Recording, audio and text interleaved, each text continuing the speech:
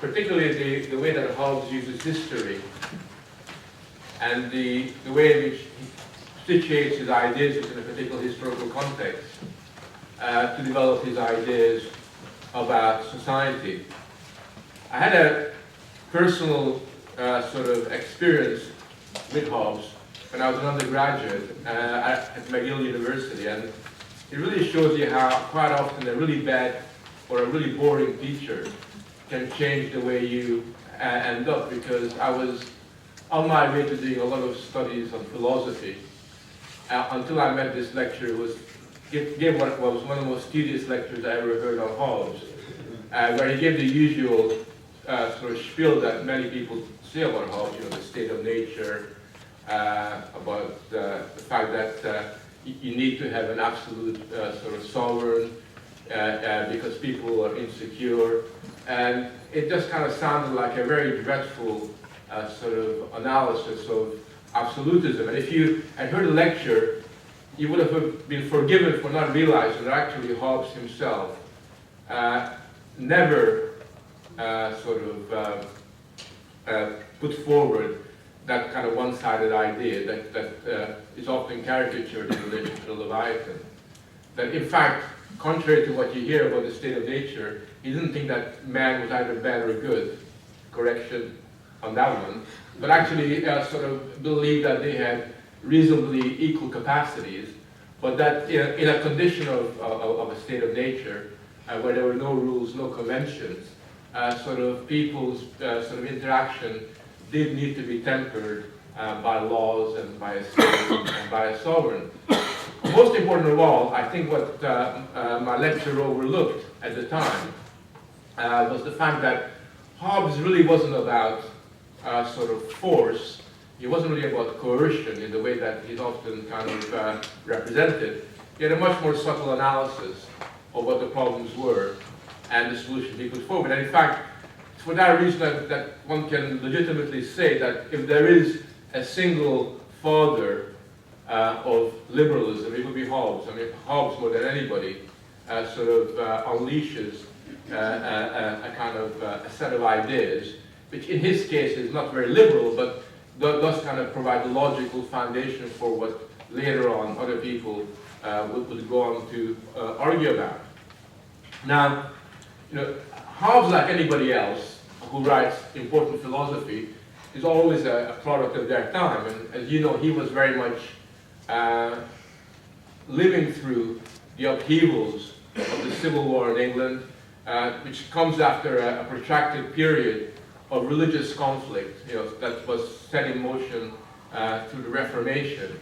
And he is very much concerned about the fact that Europe can no longer seem to find a way of creating order and stability, and that every attempt at putting forward some new foundation for some kind of solid authority is immediately questioned by somebody else.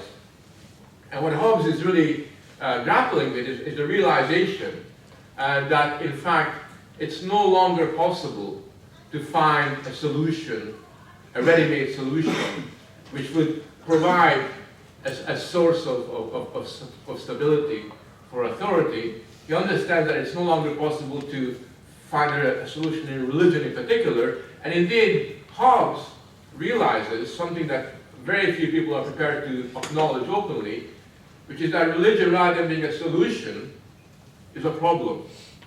Because religion, in the post-Reformation context, is inherently conflictual. You know, every religion creates divisions and invites an attack. And therefore, he understands that no matter what religion you opt for, that will simply, and if that's the source of foundation for order, that will create more problems than it solves. So basically, sort of, he's got this kind of difficulty that he's concerned with. And in his Leviathan, what he is trying to do, published in 1651, is to rethink the relationship between power and authority and try to find some new way of making sense of it. And what he will come up with eventually is actually the first genuinely political theory of authority. It's the first time in Western thought that we have a thoroughly political, secular, non-religious foundation for authority. Machiavelli earlier on is also a secular thinker, but he's more or less giving advice. This is what you do, this is what's going on. What Hobbes does is actually reconceptualizes the whole relationship, the whole foundation on which institutions rest. And one of the fascinating things about Hobbes, which is what I want to talk to you about, is the way he uses history. The way he kind of grapples with history and historical time as a way of developing his ideas. He turned to history and adopted a historical method to collapse the distance between a theoretical and a historical analysis of disorder. And his two big books, Leviathan and Behemoth, are actually a study of disorder and an attempt to find a solution to disorder. And in that sense, it's not that different than many other philosophers. And very many philosophers who are writing about political theory are drawn towards that because they're confronted with violence, disorder, disintegration. They're concerned with how to restore a measure of order. He himself looks to history as a way of developing the conceptual apparatus through which he can make sense of this. His remarkable study of disorder was Behemoth, which I really advise people to read. In fact, if you haven't read Leviathan yet, I always tell people read Behemoth first, because it's a much more straightforward. It's a historical presupposition of what Leviathan will kind of develop in a more conceptual kind of a way. His remarkable study of disorder in Behemoth was subtitled as the history of the causes of the Civil War in England. That's what it is. It's the history of the causes of the Civil War in England. And Behemoth is basically a study of political struggle, particularly the shifting relations of power in England between 1640 and 1660. It's a really nice piece of historiography. And his focus is on the fragile foundation of sovereignty, or what is the basis of sovereignty. One of the interesting things about Hobbes, if you look at his historiographical approach, is his use of the narrative as a method. His use of narrative and of dialogue is really quite interesting. And what he does in Behemoth, to demonstrate that his main concern is the causes of disorder in England, is he uses remarks by the interlocutors in the dialogue to make this clear. So, for example, you have one of the people in the discussion, the dialogue, saying, your purpose was to acquaint me with history, not so much of those actions that passed in the time of late troubles, as of their causes, and of the counsels and the artifice by which they were brought to pass. And what the dialogue kind of brings out is that what we have here is a history that looks at the causes of a particular disorder through a general analysis of the same phenomenon. So what we have is a history that looks at the general features of disorder by going back in time, looking at different historical experiences as a way of situating the particularities of the disorder in England. And what Hobbes does in Behemoth is he's looking at the underlying characteristics found in human nature, in human interests, in motivations that dispose communities towards violence. In his writings, he actually does a pretty good job in self-consciously and explicitly accounting for his history and his historiography. And the most important statement that he makes about what kind of history he uses is in the introduction to his very first published work. I mean, Hobbes, as you probably know, only began to publish late in life. Most of his life he would just be working as a secretary, an aristocrat. But later in life he did begin to publish. And his first published works, typically enough, was a translation of Thucydides' book on the Peloponnesian War. That's his first major kind of contribution. And it's interesting that it was the Peloponnesian War, because that too, if you look at it, appears to deal with a comparable problem. This book was published in 1629, and 1629 was the year when Charles I who had been ruling for 4 years, began 11 years of personal rule without calling parliaments. In the dedication, in those days you wrote little dedications for your books in the translation, he outlines very, very clearly what he sees as the purpose of history. It's in Old English, and I have probably even writing or reading at New English, so please bear with me. It says, "It had been noted by diverse that Homer in poesy, Aristotle in philosophy, Demosthenes in eloquence, and others of the ancients in other knowledge do still maintain primacy. None of them exceeded, some not approached by any in these late ages. And in the number of these is justly ranked also are Thucydides, a workman no less perfect in his work than any of the former, and in whom, I believe with many others, the faculty of writing history is at the highest." So he sees Thucydides as one of the highest exponents in historiography.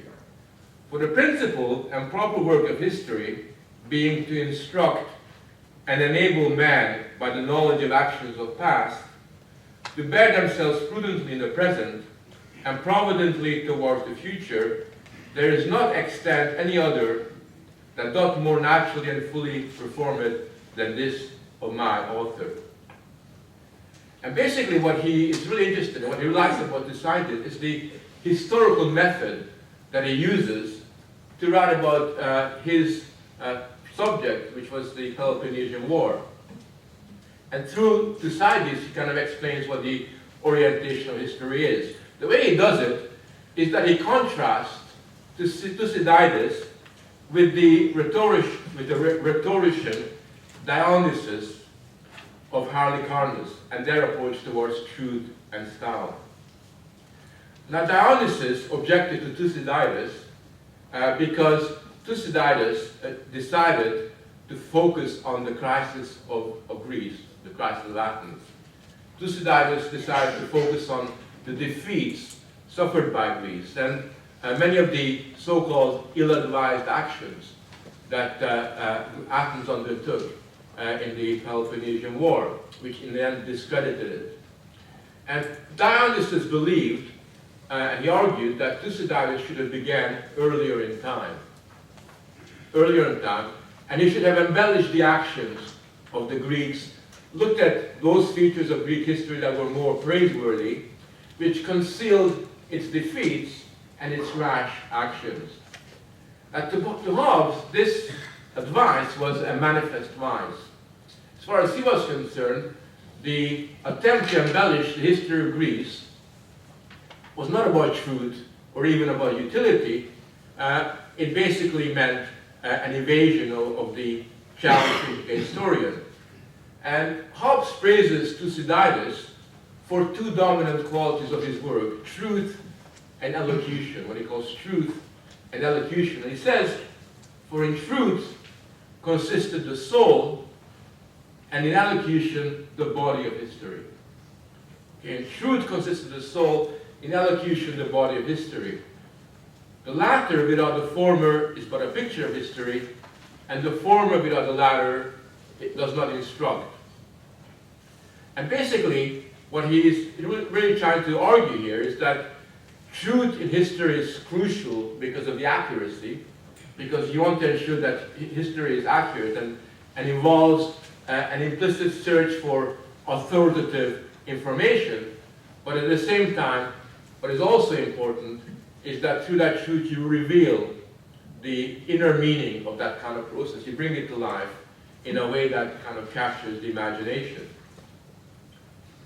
History for Hobbes then, in the way that he uses it and the way what he takes from Thucydides and others, is basically to gain understanding how a destructive crisis, like what occurred to Athens, or occurred several times in history, a very destructive political event, and the inappropriate behavior of people in power, how these negative, destructive experiences could be learned from, could provide the lessons through which insights can be gained, how the misunderstandings of people in the past can become valuable lessons for gaining clarity about how to restore authority.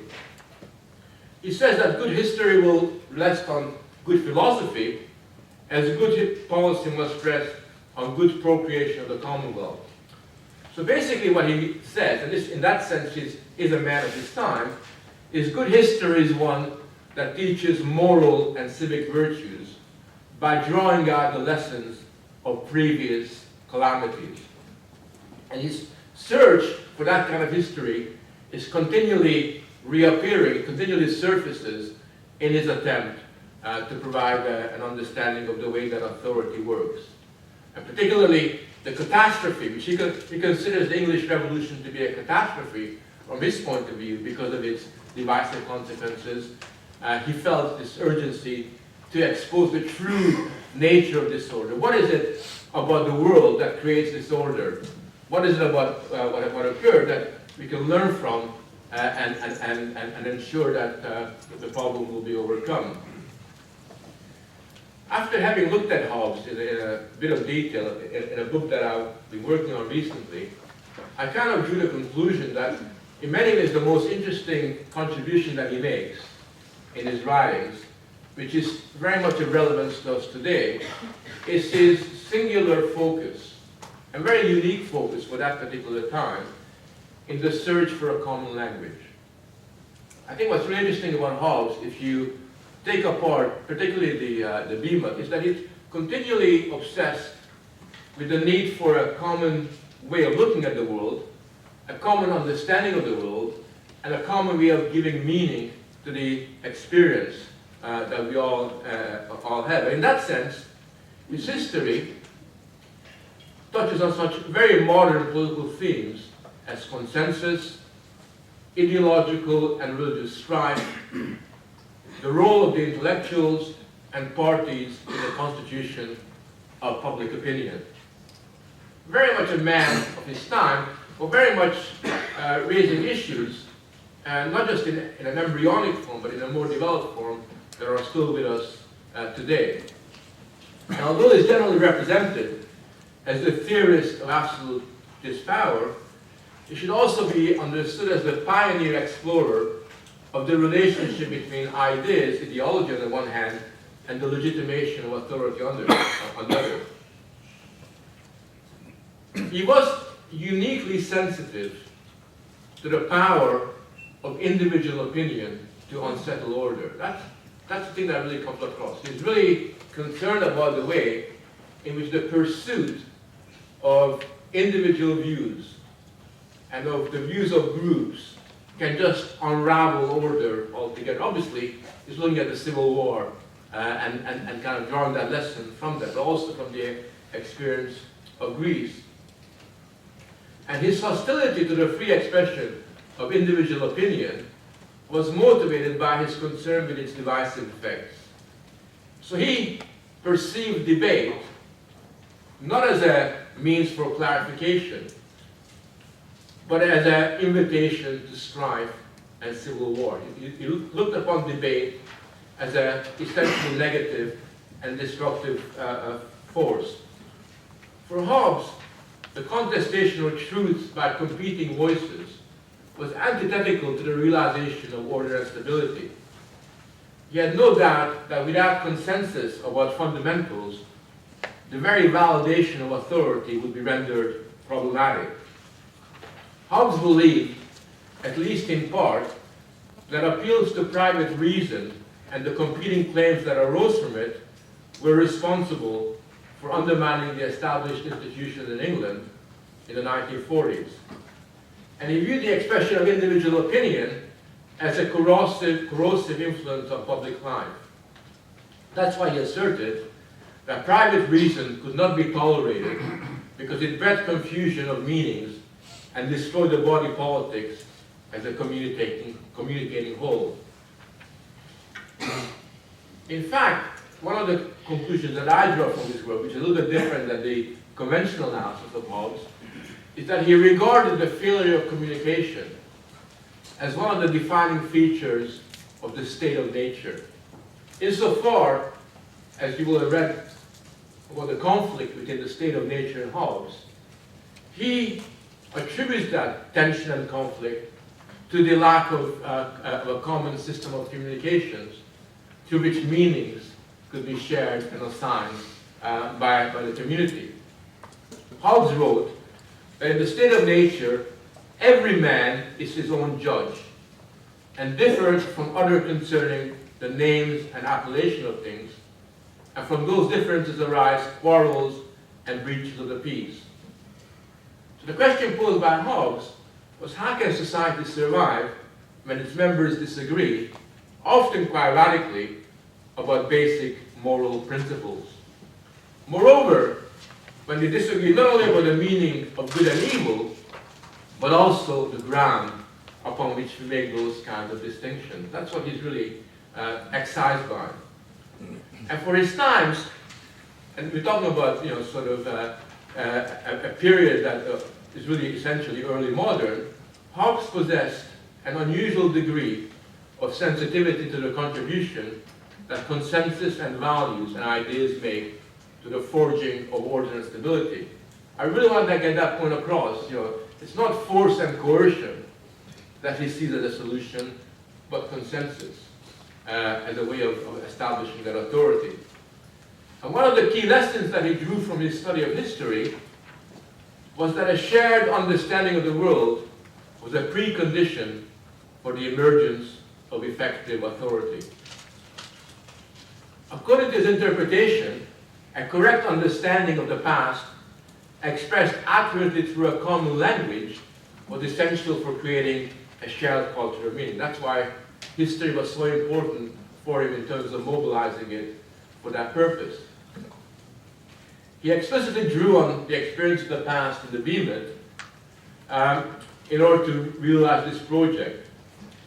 In his study of the loss of power by Charles I, the book places great emphasis on the role of opinion, ideas, and the manner of their communication in creating the conditions for civil war. The first two parts of Behemoth can be read as a historical sociology of opinion and of opinion makers. That's what he's really trying to do. Part one is devoted to looking at the causes of the revolt. It focuses on certain opinions in divinity and politics, while part two exposes the artifices of the rebels, specifically the techniques of indoctrination and rhetoric, as he says, by which they incited the people against the king. For Hobbes, the main villains, the main problems that he kind of identifies in the collapse of social order were the Presbyterian ministers, whose preaching undermined the authority of the monarchy and of the established church. And one of the consequences of these ministries was to encourage the proliferation of competing religious sects, which in turn endowed prevailing conflict with an uncompromising zealousness. And he says, he's not particularly interested in what these different sects are arguing. He hasn't got a commitment to a particular religion as opposed to another religion. He's just concerned about the corrosive effect of the disputation that occurs between them. And what he's really saying here is that although these groups differed on matters of doctrine, they all agreed on one point, which is that the state had no legitimate role, no legitimate authority in the domain of religion.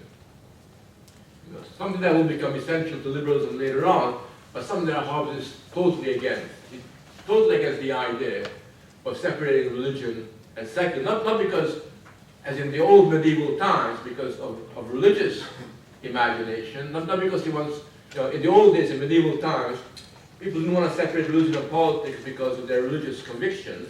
They wanted theology to dominate politics, theological politics. Hobbes is the very opposite. He wants to put the two together because he's worried about the destructive effects of religion, but he wants to politicize the institutions that occurred. And therefore what you have in his thinking, although it will take a bit of time for that to be crystallized, is a political solution to the problem of order, where religion has got a distinctly undistinguished sort of role. Hobbes blamed, well, who did he blame?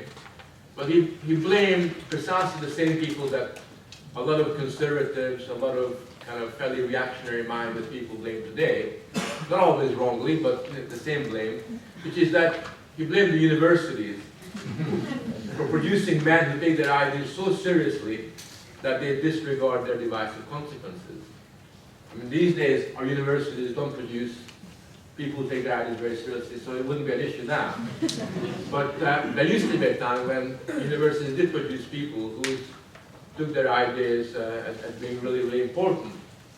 And Hobbes believed that university education, of his day, had a really destabilizing force, a destabilizing consequences.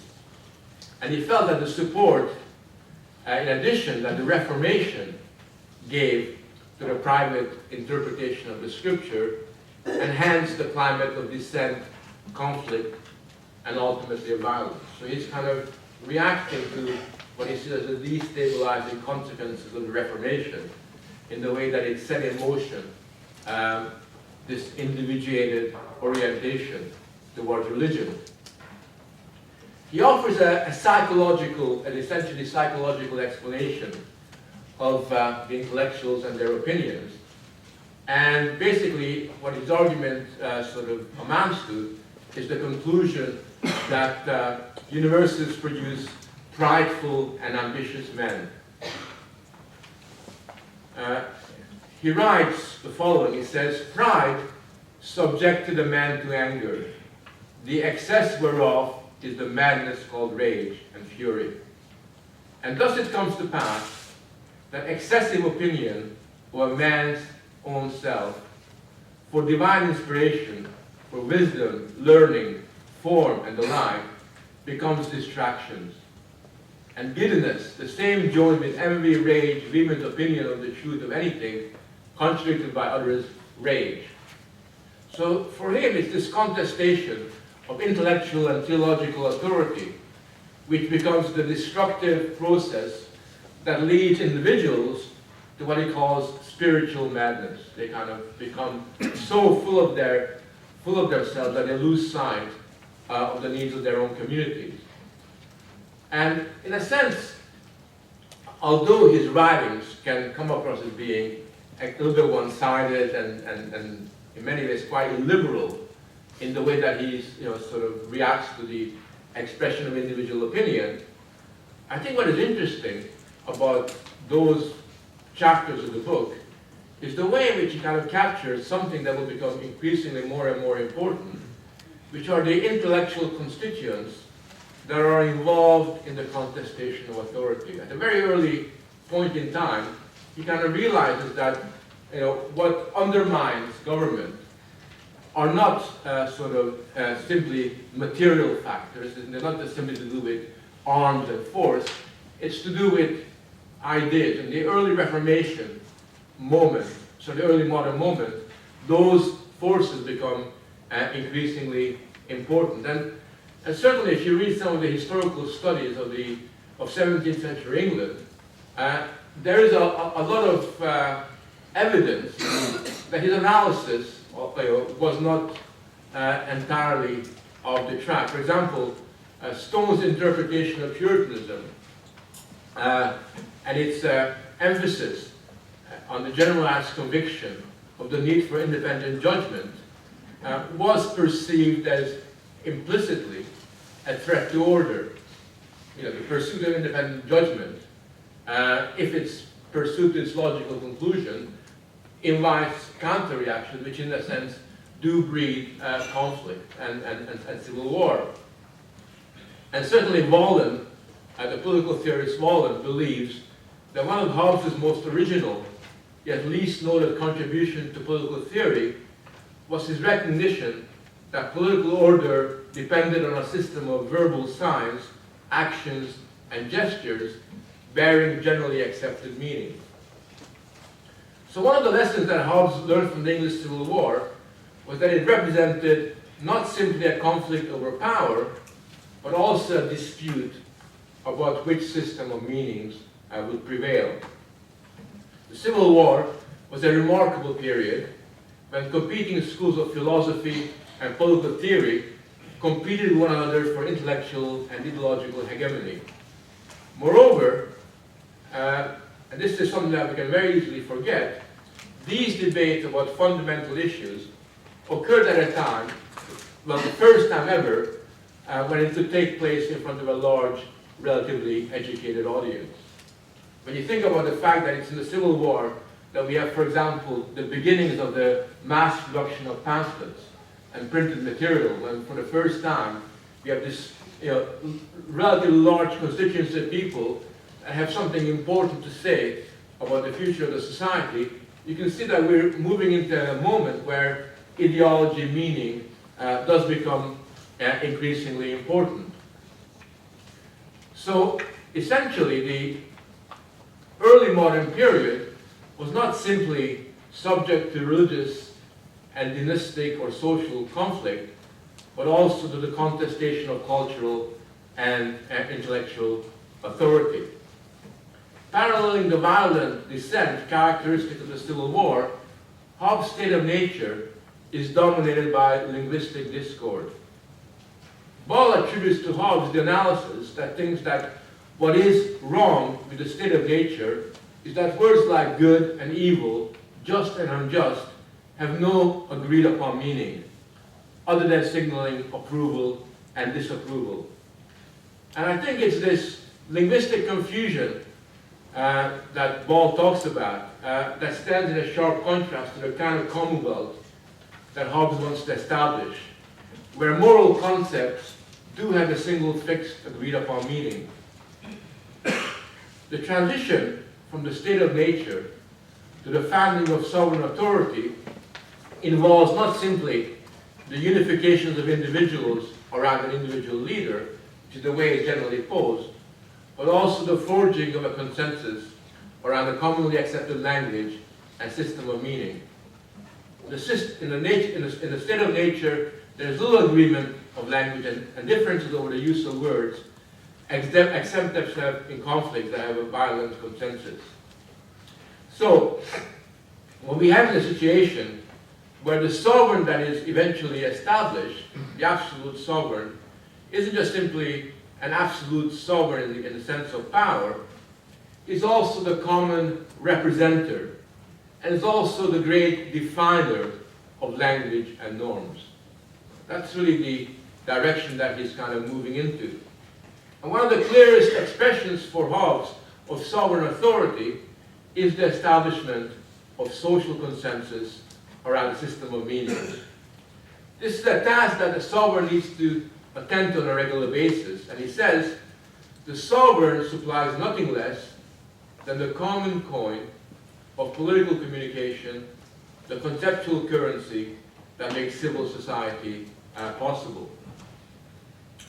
So what we're gradually moving towards is a situation where absolute monarchy, absolute sovereignty, becomes dependent on the government of doctrines, dependent on the capacity to enunciate abstract truths, which are then reflected in doctrinal terms. And in a sense, what we have is a situation where the beliefs of society are recast and institutionalized to the sovereignty. And I just want to make one point in relation to this, which is that although force is used, and the absolutist sovereign has got complete freedom to use force in the way that he sees fit, there's very minimal restraints on that. Nevertheless, the force that is used is designed to rob, as he puts it, would-be rebels and reformers of any success of hope, or any hope of success. And so the aim of force is to kind of gradually push people in the right direction. I think this is a very important point to remember when we look at it. And in a sense, the Leviathan is not simply about coercion, but it's also about socialization. And I want to place that kind of emphasis because for us in the 21st century, the most useful part of Hobbes and his political theory is not the specific sort of advice that he gives in relation to how to resolve the conflicts that permeate England. A much more useful and interesting discussion is what he says about the necessity for socialization. What he says about the need, for example, to use education. And it does place a lot of emphasis on educating society so that they do develop a kind of a common way of understanding the world.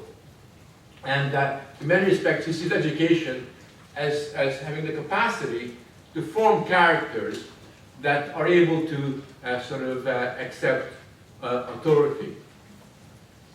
Now, if you look at the literature that's been written on Hobbes, it seems to me that what's often overlooked and what's often forgotten is this socializing, educating side of Hobbes. People often forget that Hobbes was very sensitive to these kinds of issues. And indeed, it was precisely because he himself placed such an emphasis on the need for consensus and for a system of moral meanings that he was so careful in what he actually wrote. I mean, Hobbes was a political thinker that had very few friends. You know, neither the royalists nor obviously the sort of the anti-royalists could see him as somebody being on their side. And especially because Hobbes refused to find refuge in the traditional conservative solutions, which were religion and tradition. Never claimed that religion and tradition could provide the foundation for a political system. A lot of the royalists were very, very, very suspicious of him and regarded him as potentially a heretic because of his essentially amoral position towards religion. I mean, it's interesting how Hobbes went out of his way to argue that religion itself sort of was a problem that needed to be contained.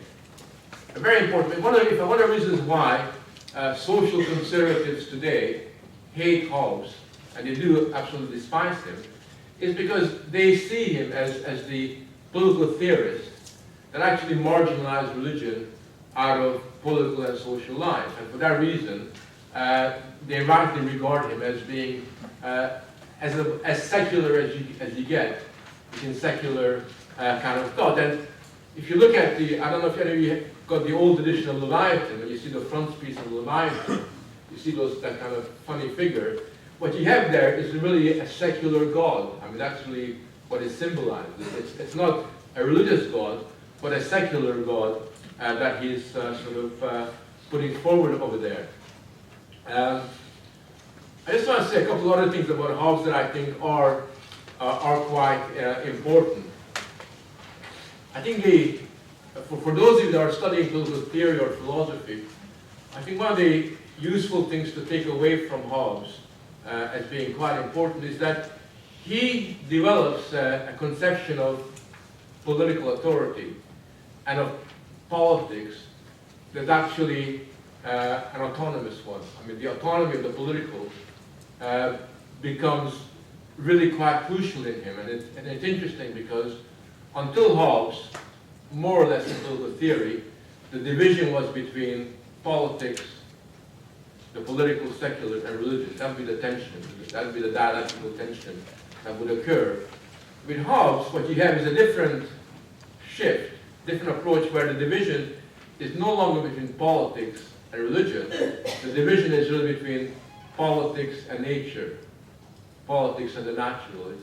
It's a different conception kind of that begins to occur there.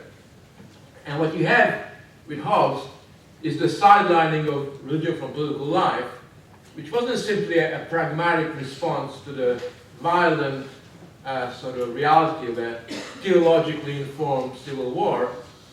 It was also an expression of his recognition that viable transcendental foundational norms could no longer be based on religion, morality, and tradition. Now this is important because we're talking about, sort of the 17th century. Right? And already in the 17th century, what he's really saying is that when things go wrong, when we disagree with each other, there is no point in trying to patch things up, in trying to overcome those problems by going back to basics, by going back to tradition, by going back to religion, in the way that, for example, the Tory party, or the Tories did in the 1990s, or that conservatives argue today, or even when the left quite often looks for some kind of origins in the past, some kind of golden moment in the past that can be recaptured. What it's really saying is it's not really possible to find the solutions, the answers, the kind of the moral, sort of intellectual, political resources in the past. That's not really possible. There's got to be another way of going about it. So his thought represents a fundamental break with medieval and pre-modern thinking in a way that is unbridgeable. There's an insurmountable difference that occurs at that particular sort of stage in time. And in a sense, what Hobbes ended up doing by developing the autonomy of the political is he basically created a logical, philosophical system that would gradually become more and more open to a humanist form of intervention. I mean, it's interesting to remember that even in the state of nature, even when he discusses the state of nature, he actually posits the idea of natural equality of human capacities. I mean, already in the state of nature, he basically abolishes hierarchy. That's the irony of Hobbes. In the state of nature, we don't have, sort of classes. We don't have differences in intellectual ability, differences in moral ability. He more or less assumes that we're equal. And that's the problem, right? Precisely because we're equal, right? Because we're essentially the same as human beings, why should I accept you to tell me what to do? Right? But why should we defer to anybody else? In the state of nature, it actually posits a fairly radical conception of human equality. But he's not an egalitarian. He's not a Democrat. He's not doing that because he wants to, sort of kind of put forward a case for social equality. He does that to sensitize us to the problem that's inherent in modern times. He already senses this. He intuits that within the modern world, as parochial divisions break down, the possibility of human comparability, of humans being on the same sort of level, is there. It's kind of posited within nature itself. Now, in his case, unlike sort of philosophers that will follow him, we gotta somehow do something about that. And his solution is to somehow find a mechanism whereby we move away from the state of nature into a politically institutionalized system dominated by an absolutist sovereign. And the way he does that is actually surprisingly progressive. It's a surprisingly progressive solution, but certainly for his time, but even today. And he introduces a concept, which I haven't got time to go into. I've written a chapter about this, if you want to read it, it's coming out in October. He develops a concept called authorization. In other words, people in the state of nature authorize somebody to become the absolute ruler. the absolutist sovereign. But if you linger, it's a lovely concept. I wish more work had been done on it. There's only been some three or four really interesting contributions on the whole idea of authorization. What does the authorization concept mean?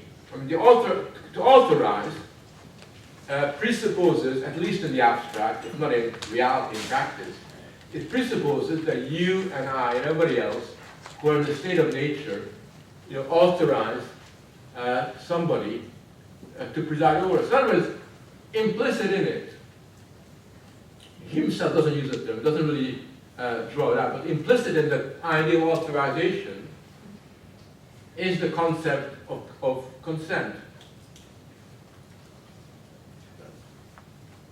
And I think that in that sense, he does begin a tradition, or he kind of contributes to it in a very mighty way, in a very impressive kind of a way, a tradition which at a certain point will crystallize into that of popular consent, and which in turn will become something that is analogous, or something that is quite similar to a democratic form of consent.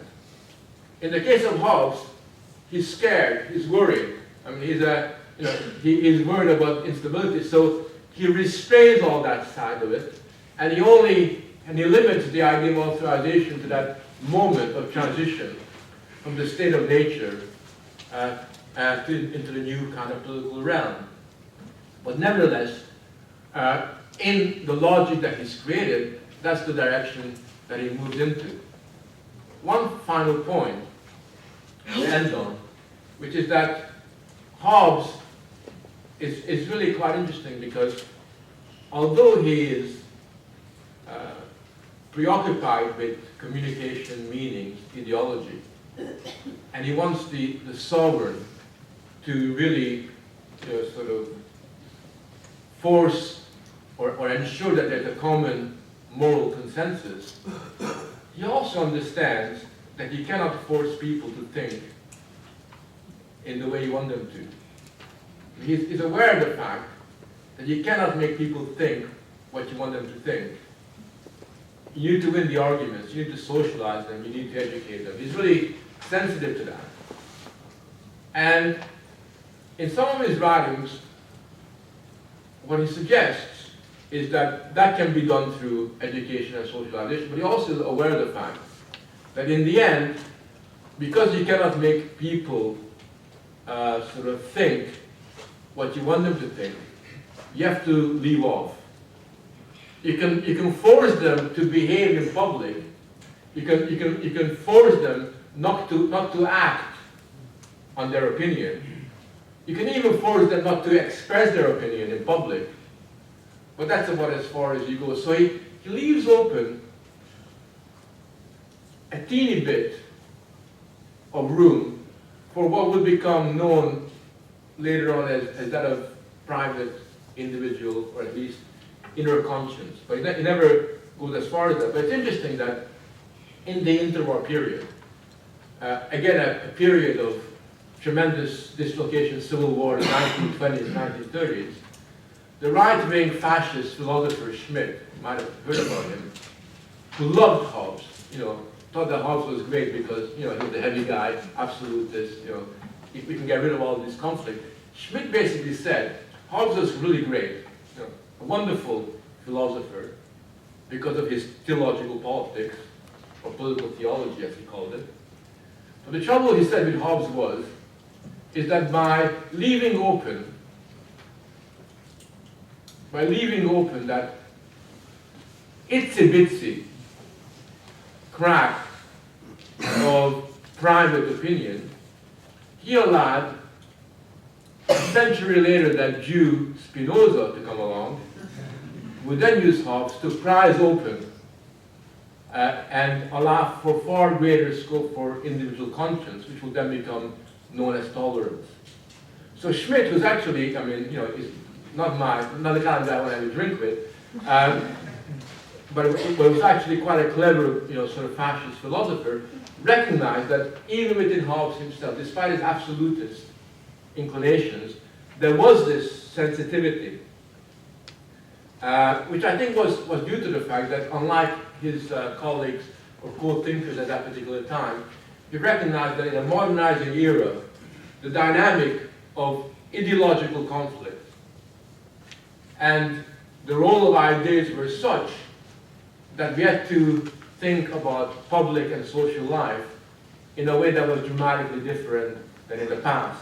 And although force would still be necessary, as was the case in the past to preserve order, in the end, force alone was useless, and what was decisive was the capacity to maintain moral, intellectual, and ideological harmony. Thank you.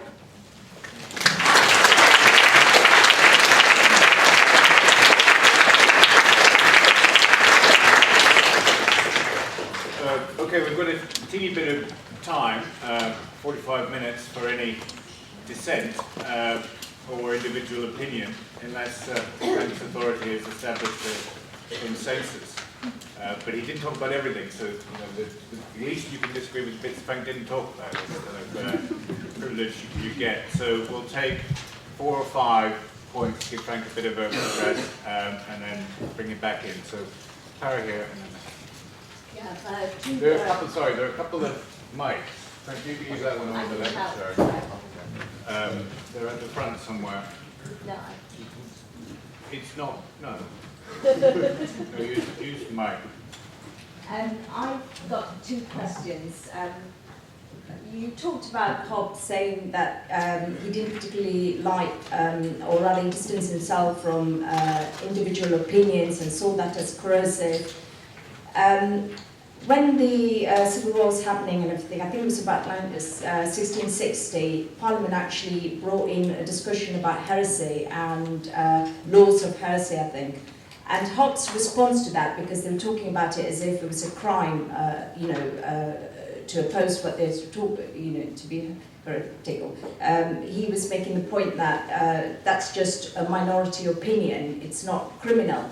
And in there, you see a little bit of a glimpse that different opinions can, if you like, can be tolerated, which is slightly at odds with, or perhaps it's not, with what you talked about in terms of private reason or individual opinion being corrosive. So I just want you to just talk a little bit about that. The second question is, one of the things I got quite confused about when reading Hobbes is that he talked about freedom, will, and the discussion that you read around him is that people saw him, that he had a very subjective understanding of will, in that will equaled appetite, will equaled desire, that kind of thing. And people tended to contrast that with Locke and other people who they argued that had an objective understanding of freedom and will. And yet everything that you've talked about today points to me that whatever subjective discussions he might have thought about, he was actually thinking through what it meant to have a common language or unifying aim or whatever. So I just want you to perhaps talk a little bit about that. Okay, you pass it forward this there, and then just think so it'll sound here. Sorry, the confusion I have with Hobbes is, Frank, you were saying about he stresses the importance of establishing consensus of around a system of meaning, and I can see that in terms of the points he makes around Presbyterianism and the kind of religious conflict as being a source of conflict in general and in the Civil War. But the basis upon which social order is established is that man is an appetitive animal, effectively, that we're driven by appetite and aversion, with a kind of a limited ability to kind of foresee the consequences of our actions. So there's very little room in terms of his view of man. There seems to be very, very little room for reason and for ideas, which is presumably why I think he at one point he says words are wise men's counters, but the money of fools. So it's almost as if we need to sequestrate reason and possibly tie it to the will of the sovereign, in order to kind of insulate the rest of the populace from this kind of divisive impact. Okay, so just in there, can I just see hands on this side, because if we pass it back, okay, in the middle. I think it's the same question, because you talked about he is building authority on consensus, but then you, earlier on in the speech, said that he found universities as very dangerous places where ideas were free, and that was the basis for conflict. So actually what he was arguing was indoctrinate, whatever that word is, anyway. But that's not actually consensus. So he was changing. He wanted to change really what education was to from a free thinking arena to somewhere where he told people what to think. Yep. In the middle. Yes. Just one quick question. Reading Oakeshott, one point Oakeshott makes is that how does fear play into this whole thing? Because he makes the point that the reason why people would submit to this authority is through fear of losing everything by war and strife and through their unregulated competition. Okay, and then we'll take one more there. If I can come back on those. There's an interesting contrast, I think, in Hobbes. You've talked about this idea of conventions and the political. He also talks about, which we haven't really mentioned, what he calls laws of nature. There is an appeal to things that people would pursue and recognise distinct of any kind of political authority. So at one stage I think he says that there is no standard of right and wrong without a lawgiver to make them so. But I think later in the book he talks about, he lists something like 20 laws of nature, which he says all people will rationally pursue, and that comes back to the point that was made at the front about reason in Hobbes. He does actually, I think, give quite a profound place to reason in human activity and in politics, but the idea of laws of nature I'd be interested in your view on. Yeah. Just the question about fear, first of all, because I think that's the way that I came to Hobbes when I was an undergraduate. If you got the kind of the usual lecture about Hobbes, thinking that that people were horrible, selfish and greedy, and therefore it was only through their kind of fear for their security that they would be convinced of the need to create a kind of social contract kind of thing that would then lead to the sort of absolutist sovereign kind of emerging. And this is a matter of debate. All kinds of views are being posited on it, but I'm actually persuaded that that's the least interesting bit of his philosophy. And the reason for that is because in some fundamental sense, Hobbes himself was a fairly instrumentalist, utilitarian thinker. And in several places, he makes the point that, more or less says that what's really important is not what is true, but what works. And that's really what he's really kind of getting at. And that he himself, although he is convinced that moral norms and moral consensus is very, very important, he seems fairly relaxed about what that moral consensus constitutes. In other words, he's interested in the consensus far more than in its content. And that's, I think, is one of the radical, and therefore for me, I would interpret, from my vantage point, his state of nature, his discussion about fear, as a device, as an artificial device that he uses to set up a contrast between what he wants and the kind of its negative dimension. And in that way, you can argue that most social contract theorists, people that will come later on, sort of pretty much make use of the state of nature as a kind of as a conceptual device through which they can then crystallize the kind of social system that they want to. Because I don't know if necessarily people would agree with this, but if you read Rousseau, for example, which I think we're going to be discussing later on, there is a very similar sort of process at work. It doesn't in any way diminish the importance of the way they conceptualize the problem and the way that that problem is then sublimated through the mechanism of a state of nature. But that's really how I would see that. And therefore, it seems to me that the discussion on fear is useful, is important, but it's much more useful in relation to the ideas that he raises about freedom and the way that freedom is conceptualized. Because, as you will recall, his idea of freedom is a very basic one. He's still at a very early point, and he kind of, in his discussion of freedom, he almost discusses it as if it has some kind of a physical property to it. It's kind of, your freedom is thwarted by, sort of, if something stands in your way. So it's at that level that he's kind of still discussing that. On the question of indoctrination, well, I think that the idea of indoctrination is really a later possibility. Indoctrination in that setting, we use the word indoctrination to mean that somehow you're forcing people to think, according to a particular script, regardless of its consequences. And we think of Soviet Russia or Nazi Germany as indoctrinating kids. And I think that Hobbes, in terms of his emphasis on socialization and education, would have no problems with indoctrinating people in that sense. But he also recognizes, unlike a lot of the people that came afterwards, that you cannot indoctrinate people, that it's not something that would actually work. So he's got a dilemma, which he never totally resolved, because he recognizes the problem,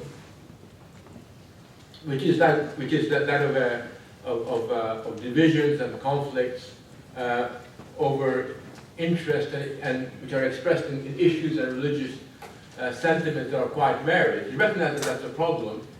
He poses the solution as being that of the absolute sovereign being the absolute definer and the absolute representative, as he kind of calls it. But he also doesn't know how to do that. Now, in an interesting article on Hobbes by Leo Strauss, the right-wing conservative philosopher, Strauss argues, and I think he's probably right on this, is that what Hobbes does is he gives a positive, a negative theory of authority, a negative argument for the absolute sovereign, which is that of fear, sort of element, and that's where the fear side kind of comes into it. But he knows, Hobbes knows that you need something more than that. But he doesn't quite get to the positive side. I mean, that's really where the limits of Hobbes comes in. He can identify the problems. He's actually, in the abstract, right about the solution, because that's ideally what you would like. But relying upon his solution, which is authorization of the state of nature, driven by a common recognition that we need security, which is what he puts forward, is simply not enough to bring that about. So therefore, he doesn't have a positive theory of authority. He just really has a very compelling negative one, which is as far as you could go at that particular stage in time. I think that's all the questions, Bob. No, we don't have to. We've got Alan and Jane to come back to here, to Toby, and then we've got to go see a couple at the back. Thanks. Well, specifically on Para's question about 1660, I was unaware of Hobbes saying that, so this is a bit of intuition. 1660 is the year of the Restoration. So it's the year in which a consensus is beginning to be built, but it's more effectively expressed by Locke rather than by Hobbes in relationship to the development of British institutions. So in that sense, Hobbes is too extreme, because what he's objecting to is the relationship between church and state being organised through the Anglican establishment to the exclusion of Catholics on the one side and dissenters on the other side. So he's saying, well, you've made the mistake of reassociating church and state when you should have separated them. But that consensus became politically quite effective in terms of the development of, after a period of about 100 years of incredible political instability by the end of the century, and uniquely, compared with anywhere else, the way that the political and economic elite were able to talk to each other precisely established the sort of codes of authority, which Frank is saying, that Hobbes wanted for the whole of society, but they managed it for a significant section of society on the back of the capitalist development. And very briefly, on the other point, is that, well, after this time, precisely because the universities became the repositories of this Anglican wisdom, they were useless for 100 years. Oxford and Cambridge went through their period, as Edward Gibbon makes the point of his 3 years at Magdalen College, they were the most wasted years of his life because everybody else was busy drinking, hunting and chasing women. So not much has changed, a bit less hunting. Whereas the universities in Scotland were founded by the Free Churches, produced Adam Smith and David Hume and several other people. And so they became the intellectual repository of change. They were all sober. Jane and Toby.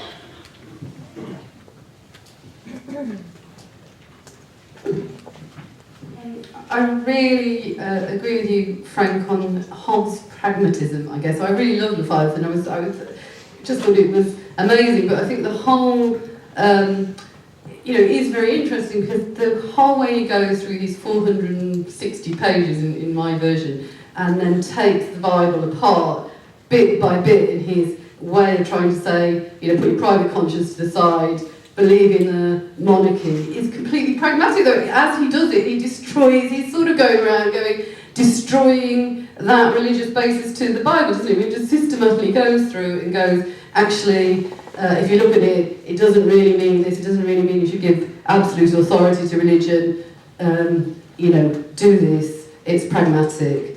And I just, you do think, well, that is a really interesting thing, because you do think it does say that morality, he does start to say morality is pragmatic, it is for a coda of meaning that people must have consensuously, I guess, but he is that whole thing that morality isn't God-given, and I think he very much establishes that, which I guess then is our future investigation this weekend. Toby, and then, right at the back, with 2 hands. You go higher. Yeah.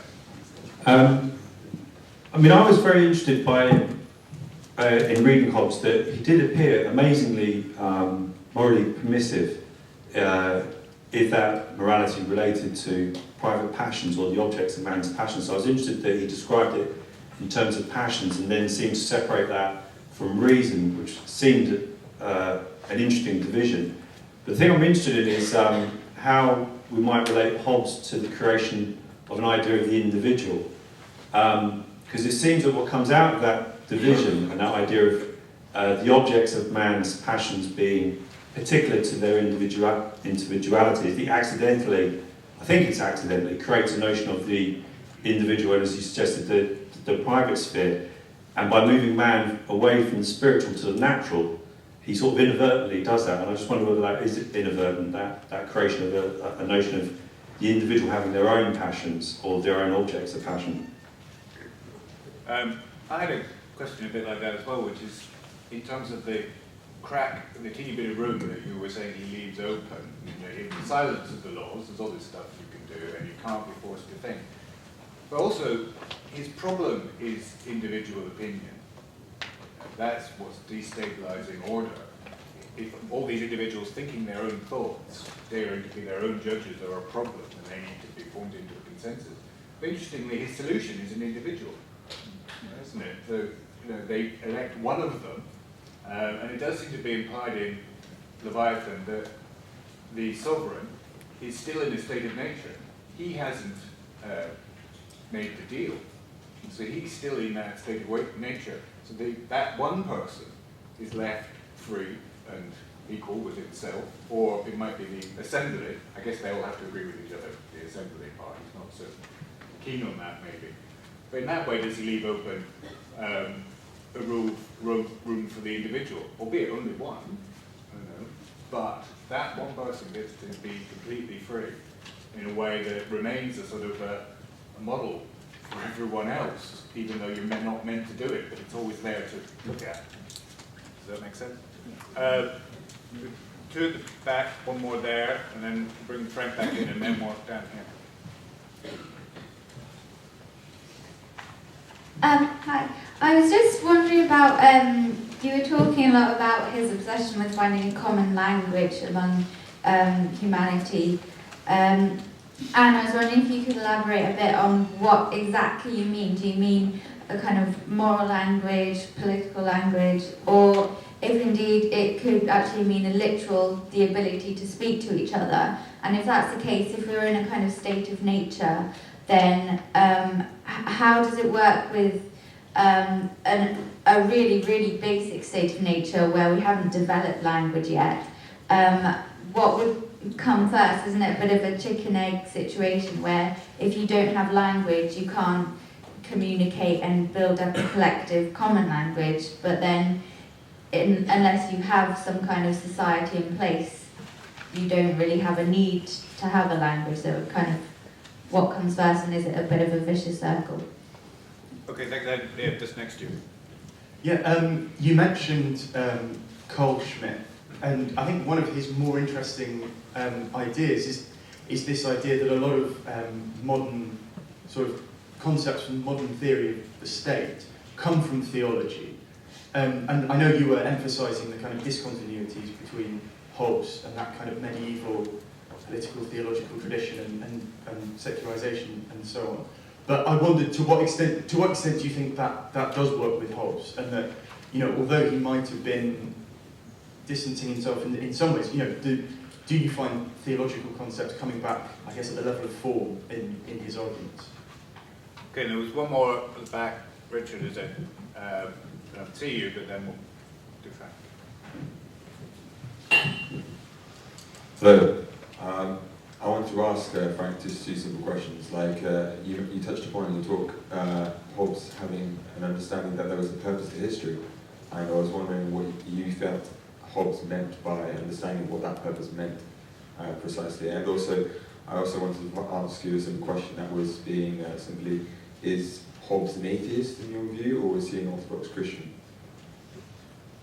Okay, Frank, do you want to come back on any of some of those? Well, just on that last question,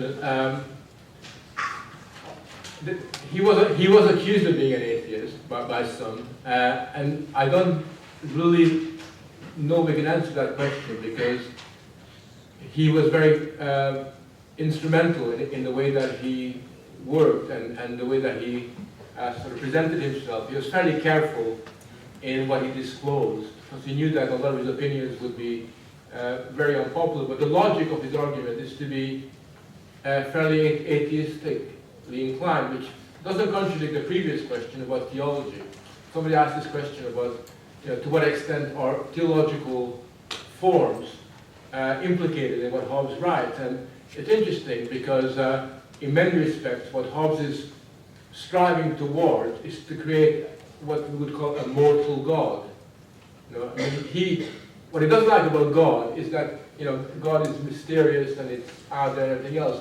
He would like something that has the power of a God to be the absolute sovereign. That's really what he's really getting at. And I think that also relates to the question of language, because, you know, Hobbes is really, you know, there's a tension within him between using the vocabulary and the conceptual apparatus, which were predominantly religious, theological concepts in the past, and taking them forward. And it's never entirely clear, you know, because it doesn't clarify language as he goes. He's not a linguist or a rhetorician who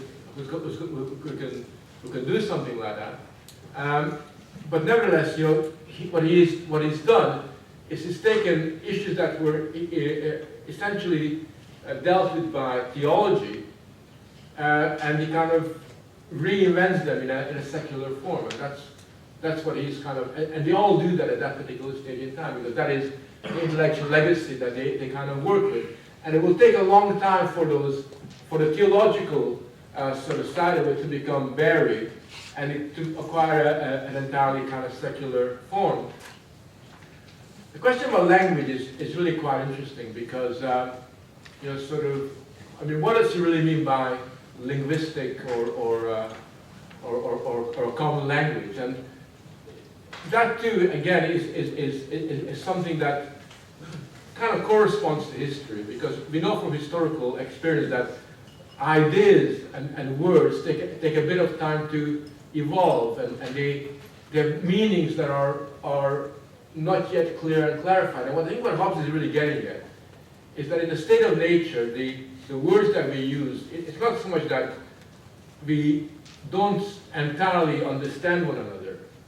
It's not that, for example, that when I say table, you know, somebody else thinks that I mean a chair. It's just that when it comes to the moral connotations of those kinds of words, there is no agreement on it. And that actually is a problem that confronts us today as well. So for example, you know, we can use words like good and bad, right and wrong, but we don't necessarily agree on what is good, even at the best of times. And certainly in the state of nature, there's even less clarity about what is good, because what Hobbes is suggesting is that there could be violently different ideas about what these very basic kind of moral categories mean. And we have that today, you know, because we talk about an abortion being either murder or something to do with choice. It's the same word, but it evokes a diametrically opposed kind of reaction. And that's what sort of existed in a more intensified and more thoroughgoing way in relation to the period that he's really talking about. I mean, you raised the question, I think I should have talked about it, which is the silence of the laws. I'm sure you're all familiar with it, but basically it makes the point that, that on everything, you do what the absolutist kind of leader tells you to do. But there are certain areas on which the law, there's no law, right? You know, there is a kind of, there's no legislation on certain domains of everyday experience. And on that, the presumption is that you can do whatever you feel like. You know, sort of, there is, you know, the state and the monarch is not interested in that. And when you read Hobbes, you know, sort of the areas on which the laws got nothing to say are surprisingly wide, you know, much wider than you would suspect. Certainly, today's health and safety regime and risk management, you know, would, you know, be covering far more areas of social experience than what he was talking about. So there is that kind of sense, but it is important to realize that you know, when he talks about individual opinion, it doesn't mean individual opinion simply in the sense of my opinion, your opinion. I mean, again, the word individual for him is still in a very underdeveloped form. Usually when he talks about individual opinion, it means like group opinion, like a bunch of Presbyterian nutters here, and as opposed to another group of Presbyterian sects. You know, talking about that's what he's really kind of getting at, rather than your singular individual sort of opinion. And but he uses the word individual because this is the point at which, from the Reformation onwards, there is a growing acknowledgement of the right of individual conscience, of individual interpretation of the scripture, and all of those things. But when he's talking about individual, he really means, you know, so when that acquires a more politicized kind of form. And I think that, you know, sort of looking back upon sort of what he says, you can really see that he is actually, contrary to the way it's often interpreted, he does really begin to recognize, you know, sort of sometimes in a way that is quite, you know, sort of wary of the importance of the individual, you know, sort of in a kind of modern setting. He's not a thoroughgoing liberal like Locke would be later on, but he's, well, already there, you know, there is that kind of sort of recognition. And he himself is continually struggling with that, you know, sort of, there is that sort of individual passion, you know, that he recognizes that individual thought, you know, sort of cannot be, you know, sort of kind of molded and shaped entirely people can be forced to do what, just simply act on that kind of basis. He understands that, but at the same time, he's got, an inclination towards an absolutist solution, because that is the only way at that point in time that anybody could conceptualize it. There are very few people in those days, and they'll come a little bit after him, who would be able to break with that kind of tradition. Okay, we're going to take one more big round, and then Frank can wrap it all up. So, yeah, Bob on the back, and then you, Chris, a second. Jason, over there. Look, no, next to you. Just one point about Hobbes being sort of advancing thought. Obviously he did in all the ways you said, but also surely he was also picking up from the fact that previously to Charles I, during the reign of Queen Elizabeth I, she had managed to create the idea that the state should not be bogged down in the debates to do with Catholics and Protestants, and somehow the Queen herself was some kind of secular god in a way.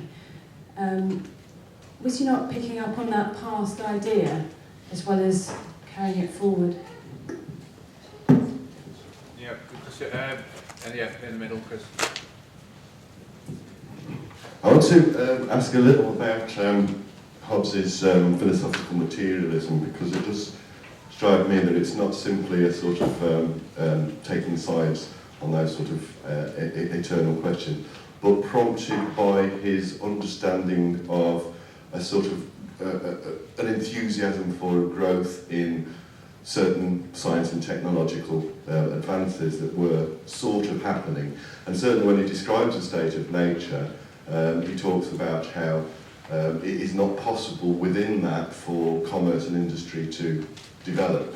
So in other words, what I'm suggesting is, or asking rather, is was his conception of the sovereign raising mankind out of the state of nature, was it rather than an end in itself, a means to an end, which was the possibility that perhaps mankind could ultimately transform nature itself?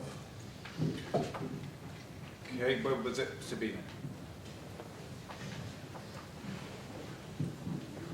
Yeah, also a question on the state of nature. I mean, maybe I'm confused about this, but obviously the idea of the state of nature evolves over a couple of centuries. I mean, Rousseau's notion of it is completely different, I think, because he has a completely new, perhaps romantic understanding of human nature. But when I read Hobbes, the way I understand it is that it is a fiction, like you say, that he employs to describe the state that is not the one he wants society to enter into, but at the same time, by describing it as a state of nature, he does say something profound about his conception of human beings as individuals, as free individuals, precisely because that's what they are. They then need the new artificial man, which is the collective or individual sovereign. So that's why I think it's so interesting about the idea, but maybe you look at it differently. Can I see more? Okay, Vanessa. Just put them up now so I see you. No? Mine's just a follow-up question to yours, Angus, and Tessa's point about Elizabeth I, because there's that element of where she may be she's transcending the religious divisions, but she's also, in a sense, transcending her own desires. She doesn't marry. She's, on the one hand, the sort of the absolute ruler, but it's modified because she's also the sort of absolute servant of the nation and subordinating her personal interests to the nation. Okay. We've got one who's already had a go, so is there anybody who hasn't had a shot? Yeah, and then Frank. final thoughts. A very quick question, I think following on from some of the others about is Hobbes' interest in Galilean mechanics, an influence on, a possible influence on his development of the idea of the individual. So the individuals in the state of nature are like social atoms, and he also describes appetites and aversions being movements to and movements away from kind of external stimulus. Yeah, and it's an interesting point. I mean, those 2 points about his interest in science, because a few years after he wrote his book, he translated his book on Thucydides, he discovers science and geometry and and very importantly, in France at the time there were very significant skeptical philosophical thoughts developing, which then call into question the nature of history, the demand for evidence, and it kind of, according to his biographers, leads him into this existential crisis of how to look upon the world. And I think that within his soul, he's struggling with the kind of more skeptical scientific implications of things, which to some extent call into question traditional morality and the way of looking at it, and the realization that carried too far, that might have some kind of unexpected kind of consequences. So I think that element is quite important in his own thought. But I don't accept the argument which I think was suggested or implied over there, which, for example, a lot of Marxists argue, which is that basically Hobbes is presented as this kind of early theorist of bourgeois capitalism who will, play an important role in kind of creating the conditions for the preservation of private property and for commerce and all these things to evolve. I think that's reading history backwards. I mean, that may well be the consequence of what he's really arguing because of the kind of times that he is in. But I think it's much more, at that particular time, his kind of ambition is much more of a limited one, which is just order, is the basic creational order of stability. Because what he's really concerned about, he basically doesn't see a way that order can be realized other than by some major political act that alters fundamentally what has really occurred. And I do agree with that point about that Sabina made in the back. I mean, I said precisely that it is a device that he uses, and it's an abstraction. I mean, it's not like he just made it up. State of nature, what can I draw in here? Maybe a palm tree or something. So it was his way of kind of recognizing or acknowledging in a roundabout way that we have this new world now where people are no longer tied to the land in the same way. They no longer have the same obligation to particular lords that was the case in the past. It's no longer an era of fixed feudal hierarchies. We are now moving into a new world, but this new world has a phenomenal amount of danger, and the danger is that left to its own devices, what you have, and he's half right about it, it's kind of obviously competition, conflict, chaos, all the rest of that. And he kind of then inflates that into a problem that requires dramatic solutions. And I think what is important here is that the language that he uses is a language that makes a distinction between the state of nature, like this is natural, but of course it isn't natural, because it took tens of thousands of years for people to get to that point. There's nothing natural about people being equal, or being seen as being roughly equal. And it's totally unnatural, but that's the state of nature that he calls. And then everything else is artificial or conventional. So he kind of, what he does, and this is what's fantastically interesting about him, he's got an entirely conventional explanation of convention. He doesn't pretend that it's anything other than conventional. So it's totally honest and upfront. Whereas people before him would have mystified that, would have said, well, God, created this, 20,000 years ago. We had the Norman, Magna Carta. We sat around and we decided to do this, or had some old legend that would account for that. He doesn't do any of that, but he accounts for the artificiality, for its conventions, and that's important for us. Because once you set down on that road, sort of anything that is conventional, in other words, anything that is an accomplishment of human interaction, is also subject to other kinds of conventional solutions, because conventionality can be displaced by other conventions that we kind of come up against. And that's the problem that he kind of sets in play, not as an individual, but as part and parcel of the movement that he's really kind of part of. Thank you very much, Frank.